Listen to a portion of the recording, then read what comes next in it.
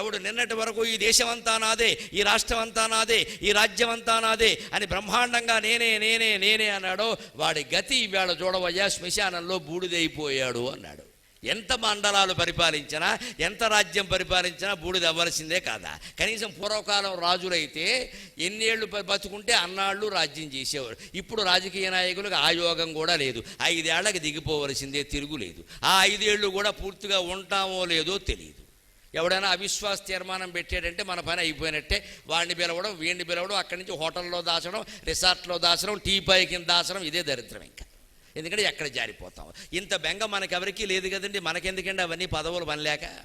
అందుకని నాకు ఎంతో దేశాన్ని గురించిన తపన ఉన్నప్పటికీ రాజకీయాల్లో చేరలా. నేను చెప్పదలుచుకున్నవన్నీ ఇక్కడే చెబితే మీలో మార్పు వస్తే, ఓటు వెయ్యవలసిన వాళ్ళకి వేస్తే సమాజంలో మార్పు ఖచ్చితంగా వస్తుందండి. ఓటు వేసి తీరాలి, వెయ్యాలి అనుకున్న వాడికి వెయ్యాలి ఖచ్చితంగా.